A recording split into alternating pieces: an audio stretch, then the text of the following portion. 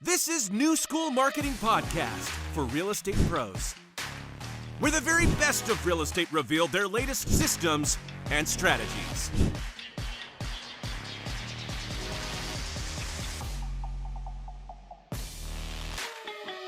With your host, Marlon Aquino. What's up, y'all? Welcome to New School Marketing with top real estate agents. And today we have a special guest for you guys. I'm super excited to have her on. We've been following her for a while on Instagram and TikTok, and she is killing the game. So without further ado, allow me to introduce megastar Candy Bowen out of Arizona. Hi, how are you?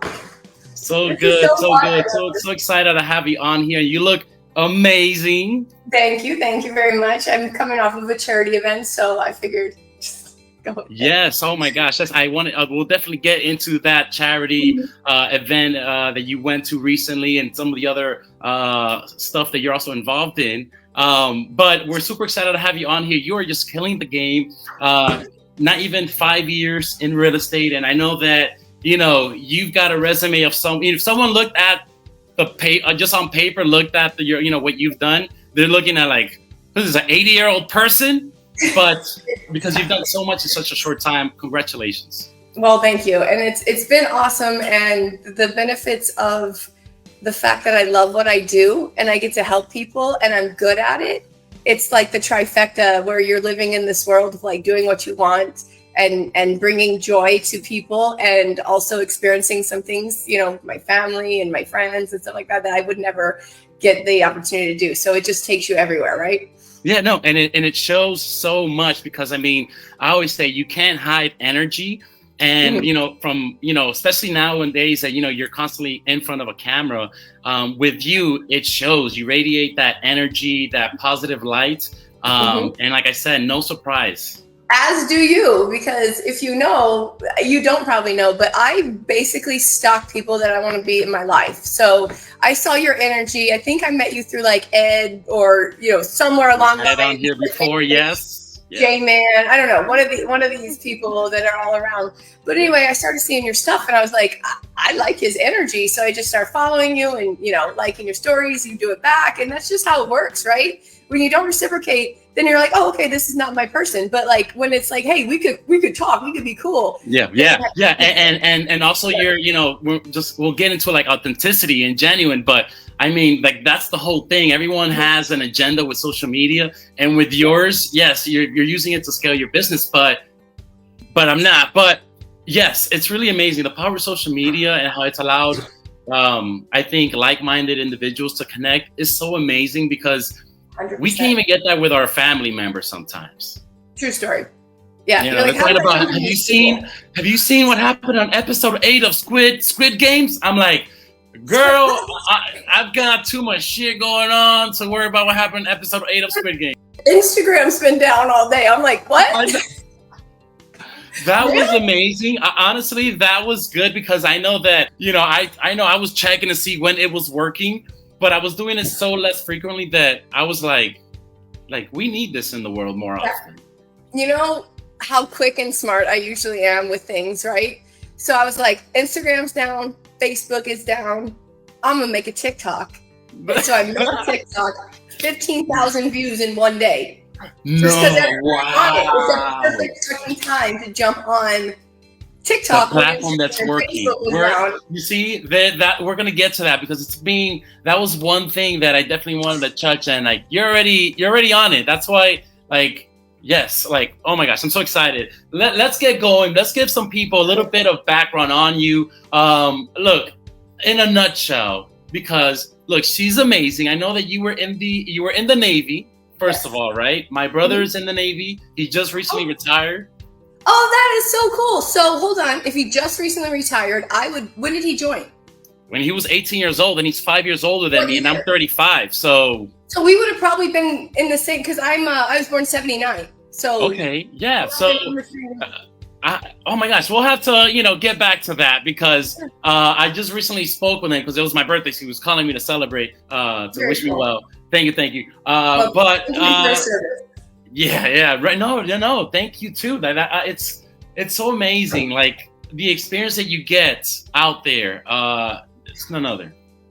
Like being a veteran, I did it because, you know, I grew up, my dad was in the Navy. It's literally the only thing that we thought that we were going to do is join the Navy. So we didn't know about student loans. We didn't know about grants. We didn't know about anything. All we knew was we're going to graduate and we're going to go straight to the Navy. So I did that, and it's been a huge benefit to my life because everybody sees somebody who's a veteran. I've got, you know, honorable discharge, all that good stuff. They see you as somebody who's disciplined, who understands how to follow direction, who has attention to detail, who knows how to sometimes not be the leader and sit back and like, okay, who's in charge? Let me be a follower as well. Let me listen to instructions and stuff like that. So I think that's one of the things that that gave me what I have as far as like working so hard, staging houses, moving truck, all this stuff. It's because I literally work for nothing.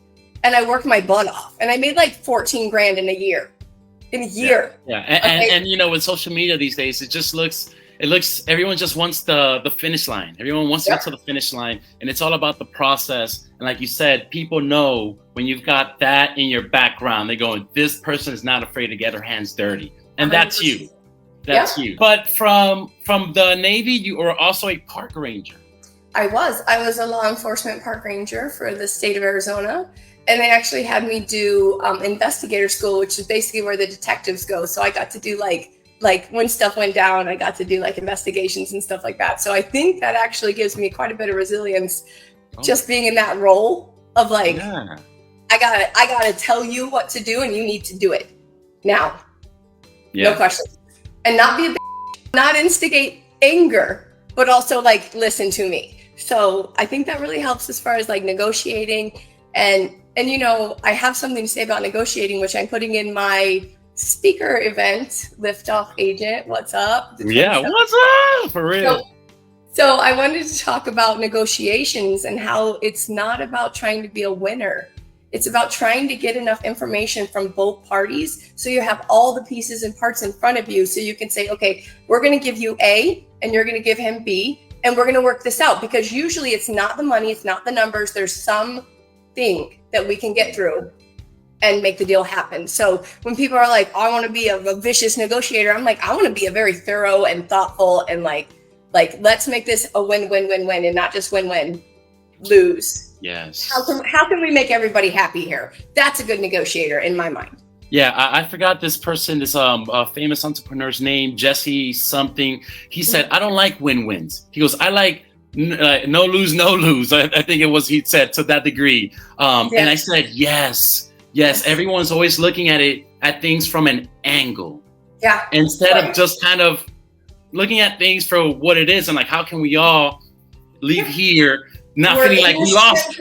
We're halfway through the process. We could close in 2 weeks. What do we need to make everybody happy here? Or not upset?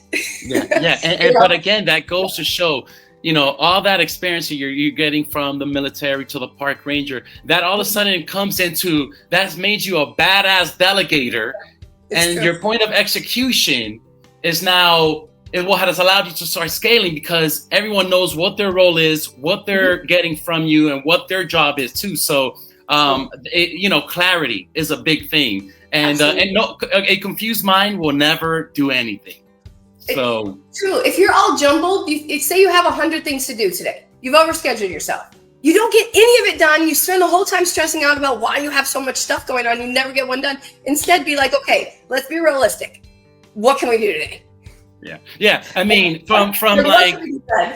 And from a government standpoint to, I believe, to a federal level, right? You're using taxpayers' money. You're not there to be like, yeah, we have a whole term to this, decide what we want to do. No, you're like, we're working on a sensitive time, urgency. We've got to get you done, or we're out of here. So that, I think, is what you bring to the table as a realtor that I think most agents just don't. That's what I was just about to say. So that translates into real estate, into a sense of urgency. Like, your clients are urgent. They're looking at their phone every 5 minutes at houses. Anything that pops up, they're on the hunt. They're obsessed. You need to be obsessed as well. Like, you need to be on it with them and understand their sense of urgency and let them know everything that's going on. Like, you'd be like, okay, I'm going to call you in the morning. Then when I started and I will call my clients and be like, hey, a new listing just came up and I went by and I saw it. I think you're going to love it. You know what I mean? And they would be like, let's go see it. And that's me putting some work in on the front end to make sure I'm not wasting their time. Nobody wants their time wasted. So my sister back in Florida just recently got her real estate license. Oh, very cool. Yeah, and what brought this is that she herself was in the process of buying a second home and was dealing with a realtor that just when it came to communication, when it came to transparency. My sister was just like, I can't believe that this is how people do business, that this is how it works. So that motivated her to say, no, I expect better. And fortunately, she did find someone else. But yeah, that was inspired her to get her license. How's she doing in real estate? Life. My dad's got a school back in Tampa that he owns. He's like private. He's like a director. It's a private accredited school. It's like a / daycare, pre-K. Okay. And she's like the HR. She went to school for psychology, human resources. So that's what she does there. And now she's got 3 kids, and she wants more time in her life. Yes. So obviously, real estate is usually a go-to when people want to take back their control of their life. It is so funny. When I got into real estate, I was a park ranger. I got pregnant. I decided as soon as I felt Tanner move inside of me, I was like, here's my gun. First of all, I'll work the front desk and then I'm leaving after maternity leave. So the first time in my life, I had my son when I was 36. The first time in my life, I was a stay-at-home person, not making money. And I was like, this is not for me. So, anyway. Not only that, but here's the thing, right? Because I'm a big fan of yours. I've seen and heard and read all your interviews, I believe. So I know that was a big move for you to want to change when you're going through that experience of wanting to have a baby and motherhood. Now, here's what I take from all of that. And maybe you go a little deeper into it. But what I see is a fearless person, a fearless woman who's not afraid to start from scratch. And I think that hopefully will kind of lead us into how you got into real estate, right? Because everyone's afraid to give up good for great. This is actually perfect segue, because what got me into real estate is exactly what I was saying. I'd never stayed at home in my life. Okay. I had a baby that had colic for 6 months. Okay. If you're a mom out there, you can understand colic for 6 months. He had a tongue tie. They didn't catch it. They had to wait till he was 6 months old to fix it. So he just had gas, like really bad. Anyway, 6 months of a crying baby. And you're just like, oh my God, how can I make you feel better? Anyway, I did that. Right after he got his frontalectomy, I talked to my friend Becca, who is my real estate agent, which there's two points here. That's funny. Okay, so my experience with my agent was amazing. This lady was the bomb. I wanted to be her. I love her. I still love her. I call her up. I'm home. I'm like, okay, this stay-at-home mom is not for me. I can't. It's too hard. It's too hard. Like, I never knew how hard it was to be a stay-at-home this realtor you're calling that helped you. You're like, we made friends. We bought and sold 2 houses with her, right? I'm like, hey, do you know anything that I could do, like work from home? Because I was thinking like, I'll just work from home. At least I'll have a little distraction. So she got me a job with the transaction coordinator company. I worked there for like 2 months, and I was like, these people are missing everything. Like, they have no idea how to do anything. I caught a $30,000 mess up on a listing agreement. She put 3%. And I was like, oh, are you splitting that with buyer, or like, are these family members? Like, set commission. I just wanted to make sure. I was like, whatever. And then the owner was like, oh my God, like, and they sent it out with the right commission or whatever they had agreed to. Listen, right? You become a valuable person to an organization when you're not only helping them make money, but you're also saving them money. Catching mistakes. Absolutely. And so that particular moment was the moment I decided to go get my license, because I saved them 30 grand. Did I get a bonus? Did I get any more than $12 an hour? No. And so I was like, you know what? I'm going to start on the weekends going to real estate school. I think being a transaction coordinator before I was a realtor was the one of the main things that allowed me to just rocket ship up, because I understood the transaction. I've been through some fires already before I ever even got into real estate. We figured some stuff out. You know what I mean? Like we got into, I understood title policies. I understood HOAs. I understood so much about the process because the company I was working for was like 200 deals a month, right? So 3 months in, I'm like, boom, go to real estate school, get into real estate, take off. Sold my first house in February.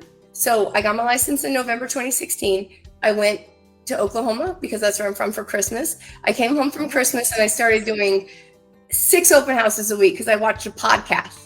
And somebody was like, I did 6 open houses a week for a month and I got 5 deals out of it. And I was like, well, I'm not doing much. So put my kid in daycare. I understand that I need to make money so that I can pay for that. My realtor said, you're going to be a great realtor. Would you be my showing assistant and I'll pay you X amount of dollars per hour, right? Definitely. So doing that, doing 6 open houses a week. So at the beginning, I'm creating this energy of like craziness, right? And real quick, like can you give us a little bit insight into, I mean, so again, a lot is happening at this point in your life, but how are you co-managing all of it psychologically, right? I mean, because I also seen a change in you physically over time. So I know that, again, it's really easy to say, yeah, look, I was doing 6 showings and that's all I got to do. But sometimes, one, you can tell people what they need to do and they don't do it. You had a necessity to do it. So I want to get into that necessity, but what it actually took to get to that in that period. The funny thing is during that time, I didn't have any expectations. I said, if I sell one house, in 6 months, this is worth it. We're going to do this, right? I sold one house. So my first deal was funny. I went to a 55 plus community. This young family comes in with a baby and I'm like, is grandma with you? Or, whatever. And they're like, no, we just saw your signs. So I pull out my laptop. I'm like, look, I get out of here in like 20 minutes.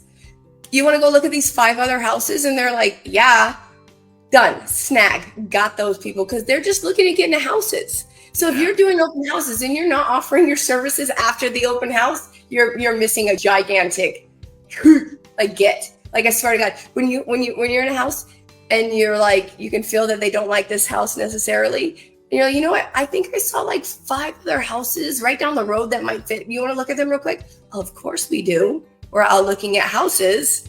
And then you're like, hey, you like these? I can show them to you in an hour. You guys want to meet me over there?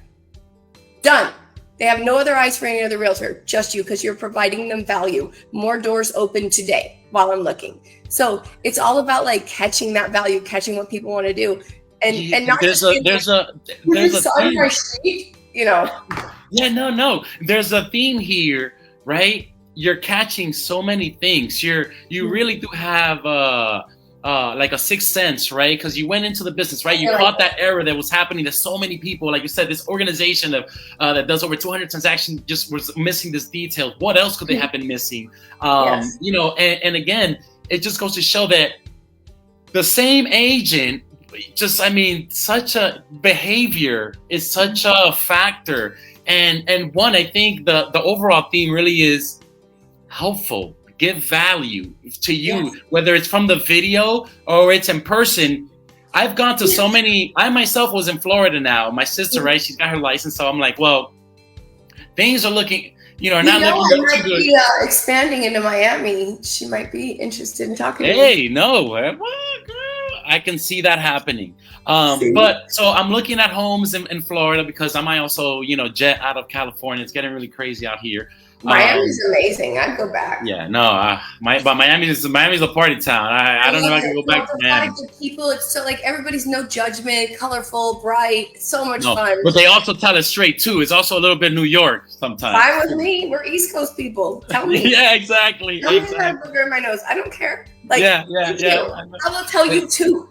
That is super East Coast. Let me tell you, you are amazing in so many ways because you take the role of not just like tough toughness, but you also bring in also like, you know, like I'm also a feminine woman too that cares about, you know, things like getting makeup done and stuff like that.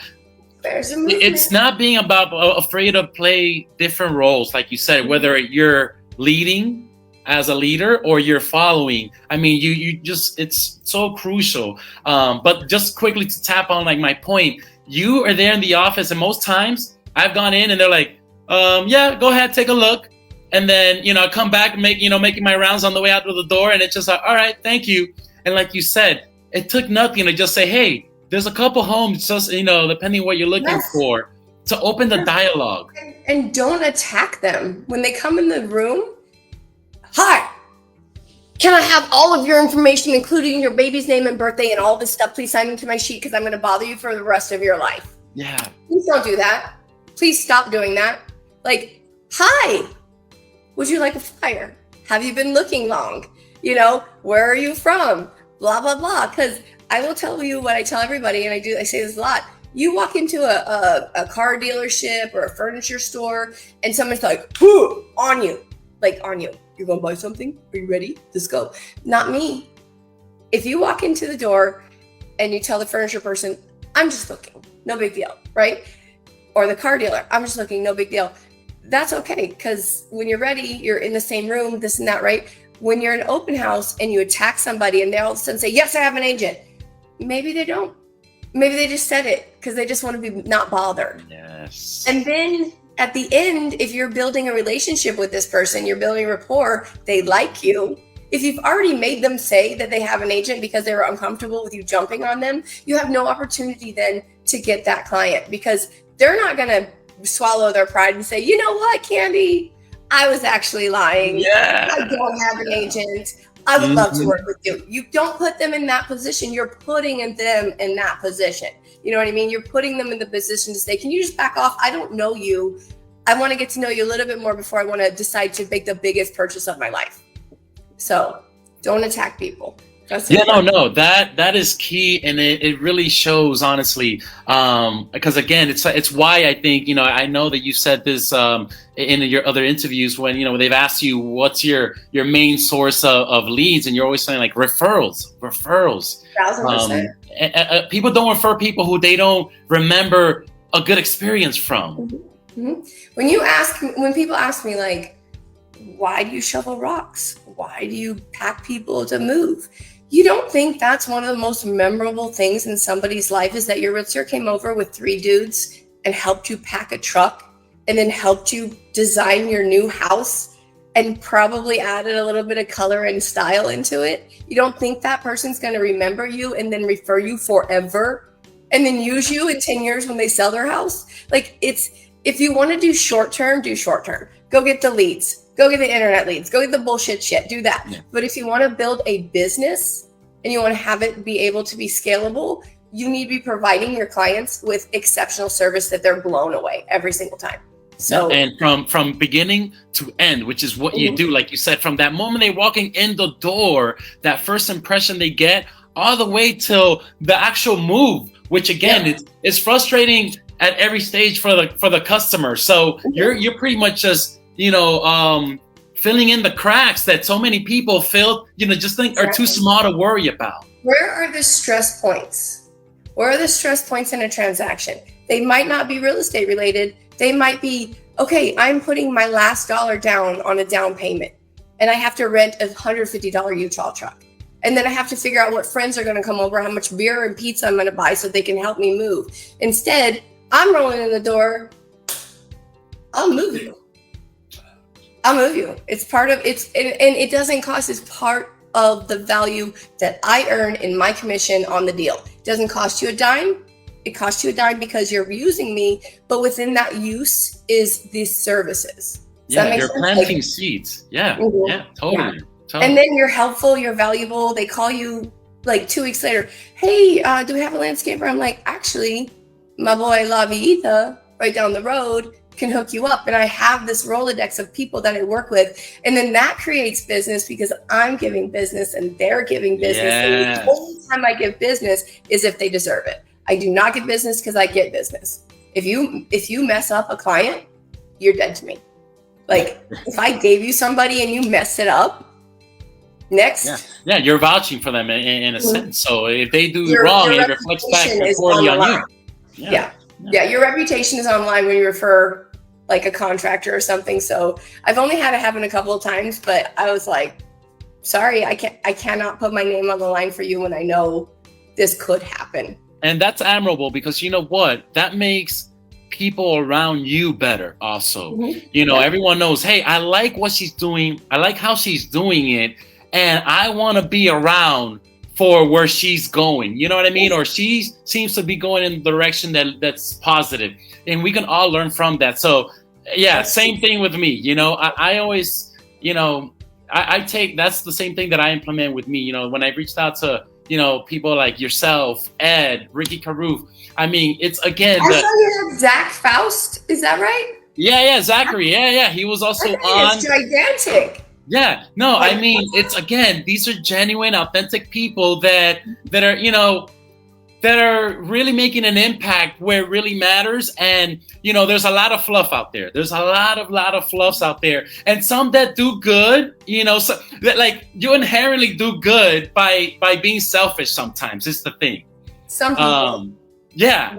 But like, just like what you said, getting these people into your life, like, he is normal. I've talked to him backstage, like I've been on live, all that stuff. Like, he's awesome. Yeah. And people are scared to reach out to other people because they think they're like, oh my God, they've never talked to me. Try it. You don't know who's going to talk to you.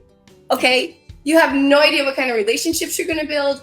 To take the little bit of cojones and just reach out to somebody. What's the worst it's going to say? No, and then you never talk to them and you weren't going to talk to them in the first place. So, and in my experience, 9 out of 10 times, the real ones always initiate a good, right? Like no one is going to drool over anyone. And if you also bring on too much too soon, it's also like a little standoffish. But the real ones, leave it open for just really nice, like open-ended, like, hey, bud, or really, hey, and also really appreciative of that, even engagement. There's a lot of people that just like give you the thumbs up. Right. No, I will talk, like literally anybody who messages me, I usually have a cool little conversation. It's good for me. It's good for them. There's no harm in anything when you're like, hey, you're killing it. What's up? And then a question and I answer. And then I'm sure a big part of your scaling has been that relationship with other agents, right? Because I actually want to get into the marketing bit a little bit here. I know that you're not, I know you've dabbled into internet marketing. Before we get there, we got to get to the quick and dirty right here. Okay, literally my first, like when I got into real estate, I got attached to the associations. I started doing YPN, Women's Council, blah, blah, whatever. I sold 50 houses my first year, almost 10 million in volume, won Rookie of the Year. Fast forward to today, I've not even been in real estate for 5 years yet, and I've sold 510 homes and over $110 million in production. So, the proof is in the numbers right here. I'm not just somebody coming on talking out of my ass. Like, I have proof in the pudding. I sold 165 houses last year with 2 people. So, this stuff really works. Everybody's like, oh, it's mumbo jumbo, energy, personality, being genuine, blah, blah. It works. And it works because it's sustainable. You're happy. You're doing good things. And so that's basically how I got started in real estate, to answer the first question. So I just want to say, like, it snowballed into something I never even could imagine. And I'm just going with it. I'm like surfing that wave. Like, where are we going? I don't know. Yeah, no, I think that we as human beings put so much pressure on ourselves that we create this barrier between the actual goal, this unrealistic view of it. Mm-hmm. And I think that, what you have done is, like I said, you erased the line in the sand and was like, yeah. There's no lines. What do I need to do who do I need to be today? What do I need to do now? And that's been, I think, a big amazing transition too. Yeah. So I started off new mom. I had a 9-month-old baby. I was taking new appointments with me because I had to, and that happens. And you know what? If I said to myself, if anybody has a problem with this, I don't want to work with them anyway. It's a new world. I got a baby. I'm also got to make some money. So, nobody ever complained. Not one person. Everybody would always be like, oh, your son, da, da. And it made like this more natural connection. Now I don't have time for that. Also, my kids are 5 and 3. Disasters. Like, I could not take you to a show. Like 9 months old. Yes. 3. No. Absolutely not. Yeah. No, understand. But that's like genuine. I'm like, look, I'm here for you, but also I got my kids. So let's do this. We can ignore the fact that I have my child with me. And that would not have happened 10, 20 years ago. Moms were not looked at as valuable, even as recently as 10 years ago. No. And even still today, there's a lot of machismo still going on. But you know what? A mom is a mom, and she's beautiful, and she's taking care of this like person and out there working. Give that lady some freaking, No, again, you're defying a lot of odds, and you have to overcome a lot mentally every day, because there's always someone either putting you down, and not purposely sometimes. I think, so many people are on automatic programs that it's hard to really be upset at them. Norms and standards and just things that usually happen. Like there's a movement for like boss ladies being normal. And one of the biggest things I hate is the fact that if I was a man, and don't take this wrong, if I was a man and I was working this hard and making this much money and doing all these things, people would be like, wow, what sacrifice you're making for your family. Yeah. Me, how are you away from your kids that long? How does that make you feel? Blah, blah, blah. You must not be a very good mom. I'm like, I'm a great mom. Okay. When I'm my kids, we're playing, we're doing stuff, we're doing things. I'm also building a good future for them, and also going to teach them how to respect women, and that a woman can be right up there with everybody else. There should be no differentiation based on sex. No. If anything, I grew up mainly around women. I was raised by my grandmother. So let me tell you, women are the backbone of everything, honestly.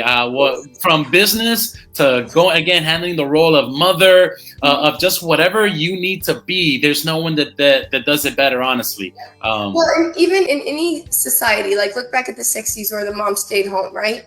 She supported that man 100%. He didn't have to lift a finger. He was allowed to go make money. And that was her job, and she did it great. Yeah, she raised deal with the kids. The house was clean. She looked good. She cooked the food. He got home. She fed him. All of it, right? And that was her role, and she did amazing. But then start to realize, like, wait a minute, maybe I should go do some working. Yeah. And then it evolves, and right now it's just such a cool place to be. Like, you still have the people who are stuck, but you have so many people who are like down for it. They're like, go. No, there's definitely a lot of barriers that have been broken when it's come to, things like that. But what I think, the prison now is a mental prison, right? Because the information is out there again, right? Like you said, look, please don't take my word for it. I'm telling you, these numbers are real. All it takes is, these are my habits. This is what I'm doing. This is all it takes. So it always seems like someone's got something. She's just special. I'm not. That's not true. It's not. So I was thinking that segues great into like what you're saying, the marketing, the genuineness. I post all kind of stuff. Everybody knows what I'm doing. I'm jet setting. I'm in Miami, Chicago, Denver. I'm selling houses. I'm doing TikToks. I'm having fun with my kids, all that stuff. That's what social media allows us to do, is to present ourselves in a real fashion to everybody. So when people meet me, they feel like they know me. When I meet you, this is the first time we're talking, I feel like I know you because we've been following each other. I was just telling Kevin, because he mentioned it to you about you, that he knows you. I was like, he's the one that had that hotel in Greece, or that resort in Greece with the pool. And he's like, oh my God, that's crazy. Because it's all connected, and it's so nuts. It's like, we can all experience each other's lives and be happy about it, right? Yeah, and I think, big. It worked for you because you go all in on everything that you do. And that's what I really want. I take anything away from this, we're talking here just on the marketing end, is that whatever you're doing, there's a lot of intention behind it. Where it doesn't matter. Listen, it doesn't matter what you say. It Doesn't matter what you do, what kind of videos you want to do, whether it's a reel and you want to do the lines, or you just want to do like you've done them all. You've done the impersonations, you've done the signs, and those are amazing. You've done, you know, with your kids. Yet, but it's coming. I mean, yeah, literally, yeah, you jamming in costume. Again, so many people are just overthinking, just doing things, just getting started, and it's just like dive in. You're gonna vibe with your tribe. You know, you're gonna find those people that your content resonates with. If you roll in with the expectations of I might not be great at this at the beginning, but I'm gonna learn, and I'm not scared to look foolish. I did karaoke the other night for the first time. I now know why people like karaoke. I'm looking up songs. I'm practicing stuff. I'm gonna do this again. But I was terrible. I didn't know the words. I was holding the microphone way away from me, you know, all this stuff. But like, it was the first time I ever did it. So you're not afraid to fail. You're not afraid to fall flat on your face. And I think that's a big thing, honestly. That's why you've succeeded in almost every area of your life. You're not afraid to change. You're always adapting. Again, it's not so much.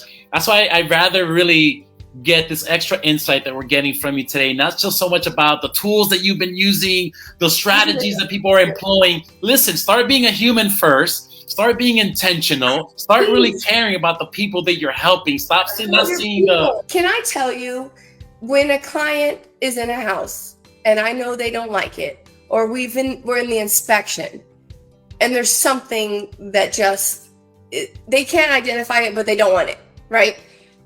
I'm like, house. Let's go to another house, because I don't want them to feel because of me that they need to stick with this house that they're going to live in forever. I want to be like, you know, we have options.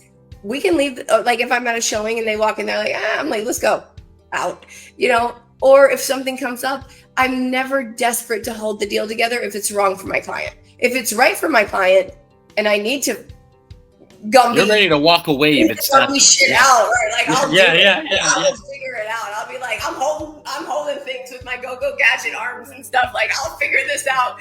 But if it's not right and I can feel it, because I feel people, you know, like if you take a moment to just feel emotions of somebody else instead of just thinking about yourself, you can literally feel and see how they're feeling.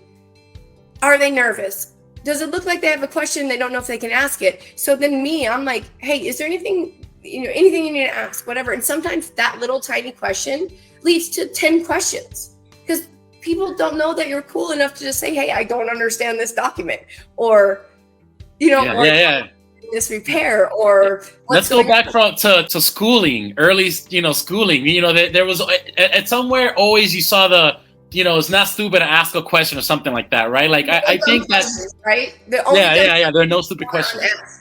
And that's because even as grown-ups, as adults, I think we're still afraid to ask questions. Like you're saying, we're afraid to just... They're nervous to look foolish. Like if they think they should know this, then they're not going to ask it to me. And so I need to give them the end. Like if it's something I know they don't understand, like a solar lease, we are going to talk about it. And we're going to talk about it very clearly, but not all agents do that, and they need to. Like that's the thing. So with marketing, as far as that goes, everybody's like, just listed, just sold, let's do this, let's do that, right? Yeah. I live my life. I get connected to things that I'm genuinely interested in, like the Young Professionals Network, Women's Council Realtors, my charity group, Bags, Boards, and Blessings, Triple Play, local stuff, all that stuff. So these are all things I'm genuinely in. And so for marketing, for me, it's not like, hey, I'm a realtor. Hey, I'm a realtor. Hey, I'm a realtor. It's like, hey, I'm here. What's up? How you doing? Oh, we're working really hard doing something. What do you do? And I'm like, oh, I'm a realtor. And they're like, oh, cool. And you didn't jam it down my throat. You're the first realtor I've met that didn't tell me they're a realtor the first moment I met them. Yeah. So stop being so aggressive. Like start getting into things. So my marketing, you can see I do charity events. Like last night, Glenda Grow, let's give her a little shout out. We had the cake auction for the for the Women's Council of Realtors in Tucson, and it was supporting the Arizona Make-A-Wish Foundation. And last night they raised $20,000, over $20,000. And I asked the guy who was there representing, and he said that covers 2 wishes. That covers 2 kids that get to do something in their life. Don't get me out That's Anyway, but isn't that yeah. amazing? So anyway, I was able to pick this up at the auction. It was a cake auction. It's my first one. I had no idea we're adding jewelry to the deal. So I baked a cake. It went for $500. Where do you find the time? Honestly. You see these pink hands? That's from fondant. That's amazing. Yeah. How many hours do you sleep, honestly? Last night I think I slept 5, 6.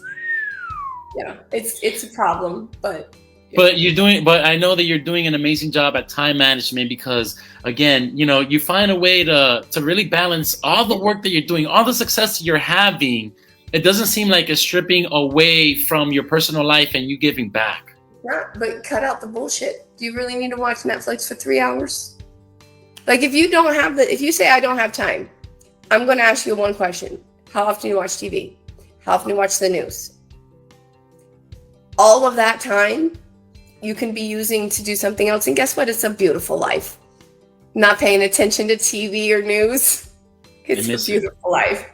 Sure. I'm just living instead of being threatened by the news every day that I'm going to die. And it shows it's fictitious. I think that's why, so many people are gravitating towards you, whether it's, in person or online.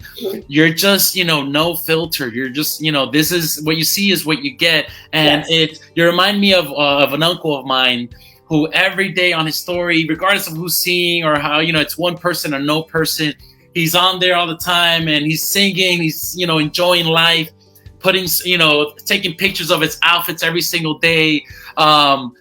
It's again, a lifestyle that you've designed. Yes. Look at that. It's a pantsuit today. I figured it looked the best so I could show off my Glinda Grow charity necklace. Yes. What I really love is that you really have stuck to also what got you where you are, because it's really easy to have already attained what you've got. One, be complacent. Two, just, stop doing the things that that got you there. And three, my last point is really, if it wasn't real, you would have stopped caring about the community already. And correct. And you don't. You're still. It's just like a new relationship. You can be fake for about 3 months. After that, it starts slipping because that's the real you. So when you get into something, if something fake for you works, it's not going to work forever. It's not you. Yeah. So get into stuff that you care about, that you can get into. Like I do YPN. I have applied to be on the YPN National. So if I don't get it this year, maybe next year, but I'm hopeful. Anyway, you're taking your shot every time, every opportunity you can. And if I don't make it, guess what's going to happen? There will be an application in next year. Yeah, and you were also you're also in the gym. I know you were also doing MMA. Yes, I mean, I lost 90 pounds through COVID. Yes. Oh my gosh. Actually, I want to since we're on that topic, and we're close to being done, I actually want to show not just we've talked about all the progress that you've made on the business side. We've talked a little bit about really, the energy, the mindset that has got you there. But I also want to show the real deal happened is social media. Right? Yeah. But again, the foundations of what made social media work is what you are every day. It's what you do when you wake up, right? You touch the floor and there's an intention that you want to have on people and your life and those around you. So, you're very intentional. When I was working out during COVID, I probably had 25 people messaging me, sending me pictures of their daily progress because they say, I'm too embarrassed to put this online, but I want to show you. Every one of those people, I'm like, cheerleader, like you go, keep going. Yes. It motivates me to motivate you. Yes. Does that make sense? That's why I've always been the teacher. I've always been something. It motivates me. I learn things better if I didn't have to teach them. If I'm the one that is inspiring you to go running, I'm going to be running because, Too many people want to be, the Gary V, and that's fantastic. That's great. But a lot of times Gary V didn't get to Gary V because he was talking to that mass of an audience from the get-go. He was okay with talking to one person if that person listened to him. So, I was talking to one person and they said they were coming to my event. I'm like, what? Yeah, Like, yeah, I'm no, so no, happy. and now, right, and now, and really excited, right, because, I will get to it in a second. I know you're going to be also hosting an event that's coming up with Liftoff Agents, and Yes. again, I think that there's a key thing that's going to start happening even more now. So you're going to start getting, these public speaking gigs because of that energy, that you're attracting, and we see it that. Which is cool, because that's what I was just saying at the beginning. Like, I was attracted to your energy, your business wise, your what you're posting online, like how it feels. It's authentic. It feels real. It's great. I love everything with you and your wife. Like, she's so beautiful. And it's like that one picture where you were looking at her and you were like, keep your focus on what's important. I was like, I remember that. That's probably like, what, 6 months ago at least? Yeah, no. I still remember. It's impactful. No, thank you. Yeah, those are, again, I think that in business, it's the whys that motivates us. And I think if your audience understands what your why is and what's at stake for you, they go, hey, man, this guy's not going to drop the ball. This guy can't drop the ball. Absolutely. There's too much at risk. So I tell people when they like say there's something that I'm like, but trust me if I say that. And then I'm like, I would not put my reputation on the line for this. So they know, they trust me because they know. And not only that, but your kids too. Your kids learn from what they see at home. And my family, again, we come from like third world country, from nothing. And my father, I growing up, I felt like I didn't really see him around. Right. But I saw the right actions. I saw the right things. So I know that he wasn't out horsing around. I mean, now I know as a grown adult what I need to do. He set the bar, and that's what you're doing for people around you and your kids. So yes, there's that, like, yes, I'm away a lot because of my business, but yes, what your kids are taking away from it is going to be a lot more. Like, you'll have time to give that love that maybe they feel like is not there, and you are doing an amazing job at just being all there anyway. But that one thing, having them to give my attention to, is why I'm so organized. It's why I can handle everything, is because if I don't get to see them. And that's bigger than anything. So when I'm like, okay, I'll do this, but I'm picking my kid up at 5:00 today, so I'm leaving at 4:15 if we don't get this done. So let's not mess around. Let's just do it. And so I make it a priority, and then it allows me to get way more stuff done in my life because I've got children. I've got babies. I'm giving them a good life. They have a nice house. I was raised with not a lot, like Navy brat, this and that. And I tell people all the time, I'm like, I'm going to raise my kids. They're going to have a great life, but they're also going to go to soup kitchens. They're going to go help people on the streets. They're going to see what it looks like to not do things properly. Like, I don't want them to be like unaware of the world around them. No, and that's what it really is, just unawareness at that stage. So and just to show people, because I do want to, again, with all the things that you have going on, being a mom, growing your business, you also have time to do interviews, and like I said, also take care of your other areas of your life, like your fitness. So I just want to really show an overview of everything that we've seen. So I think it's just not even that old, right? Because you haven't been in business that long, but seriously, in such a short period, my Instagram starts November 2016, and that's the month I got my license. Oh my, no, I'm telling you, I was having a ball doing research and looking back, but here's I think one, I think this is not even that old, 29. My face on it. So branding, you're gonna be the expert. That's also what open houses do. Don't be afraid to put your picture on open house signs, because you put your picture out there just on your. I can't even believe that doesn't even look like me anymore. Doesn't look like you. Doesn't sound like you. So crazy. It's such again. I mean, people, if you want to listen, literally, like in the last 5 years, I've had a lot of stuff happen. I had a baby. I had Tanner. I had 5 rounds of in vitro to get pregnant with my second son. I was on bed rest for 5 months, my second year in real estate, and I sold 70 houses. I separated from my husband the next year, and it's nasty. I've done all of these things during the time, and it's just me growing and growing and learning and growing what I want.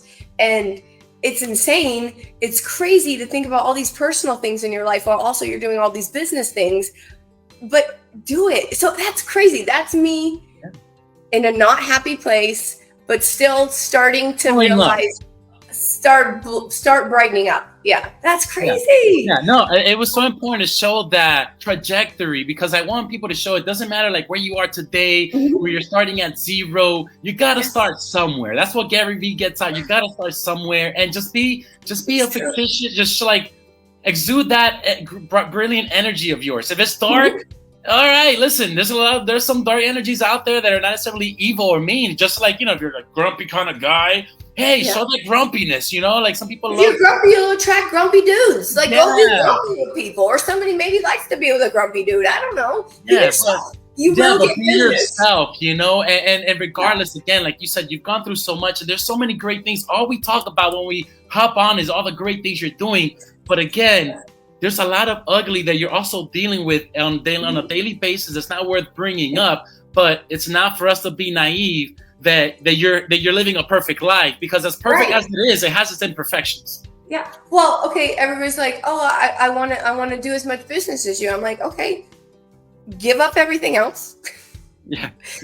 Work 16 hours a day, at least. Like get 5 designations, go to the associations, get involved, do all the things, become a Golden R, President's Circle, RAPAC investor. Yeah.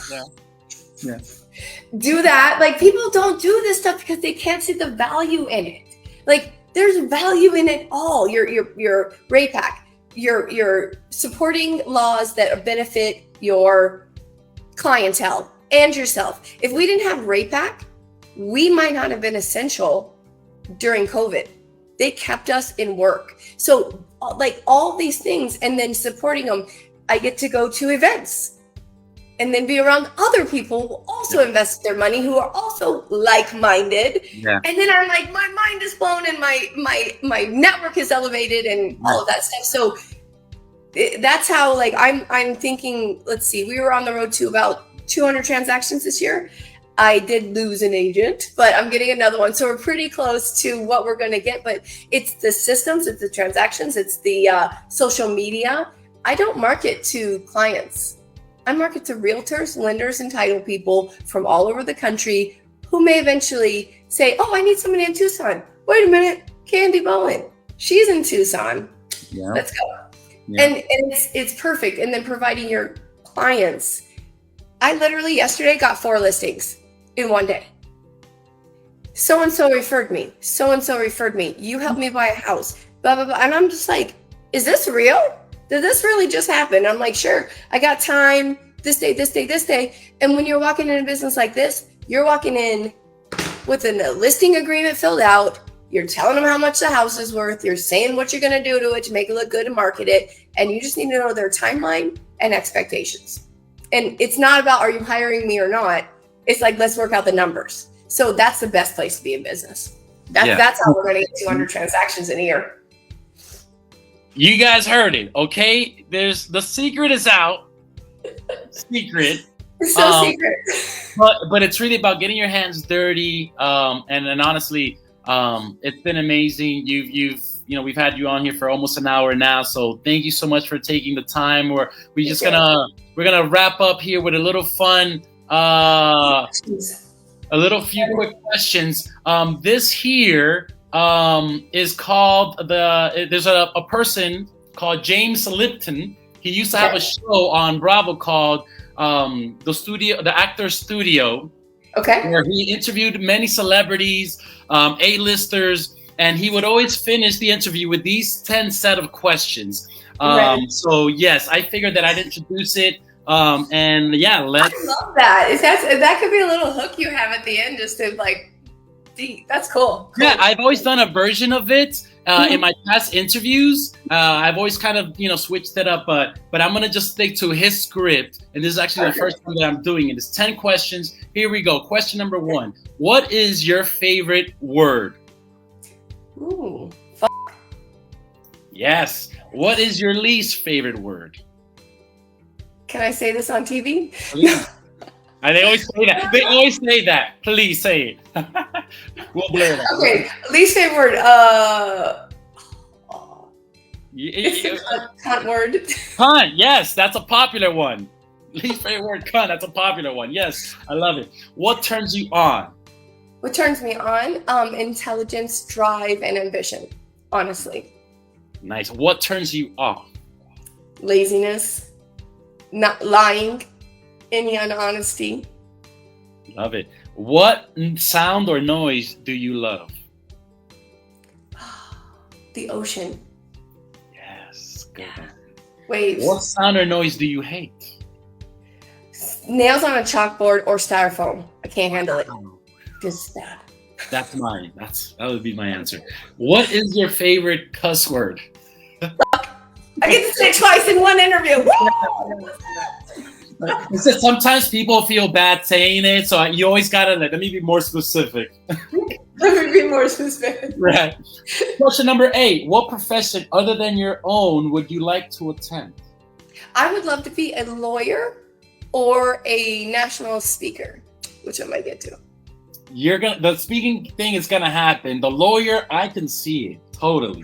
That's what I wanted to be when I grew up. Like when I grew up, like when I was a kid, they said, "What do you want to be when you grow up?" Like I want to be a lawyer, but I kind of practice a little bit of law and real estate. Oh, so. totally. I think you did the smart thing. You were like, I could go to school for 10 years to go. Or, I can skip all that and just go straight to making the money that I want. or 6 weekends and then start making lawyer money this year. So let's go. Hey, smart. I like that choice.